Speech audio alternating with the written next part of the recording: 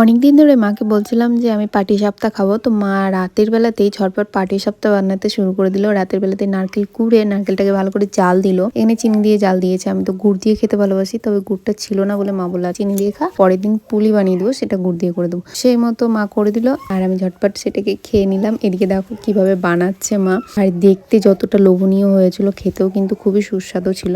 আর কদিন ধরে আমি একদম ভিডিও দিতে পারছি না, কিন্তু ভিডিও কিন্তু করা বন্ধ করিনি। আমার ভিডিওটা এডিটিং করার সময় পাচ্ছিলাম না, কারণ কদিন ধরে টানা আমার মেকআপের কাজ ছিল, সেগুলো কমপ্লিট করলাম, দিয়ে এখন তোমাদের জন্য ভিডিওটা আপলোড করছি। আর এদিকে বাবাই গেছিল ওর দাদুর সাথে সদরঘাটে ঘুরতে গিয়ে একটা বেলুন কিনেছে, সেটা এনে বাড়িতে দেখাচ্ছে। এদিকে ওর খিদে পেয়ে গেছিল, সেই জন্য বাবা খাইয়ে দিল। আর এই সোয়েটারটা মা বাবার জন্য কিনেছে, তাই পরে দেখছিল এটা ঠিকঠাক হচ্ছে কিনা। বাবার স্মাইল দেখে তো বোঝাই যাচ্ছে যে বাবার এখানে অনেক পছন্দ হয়েছে সোয়েটারটা।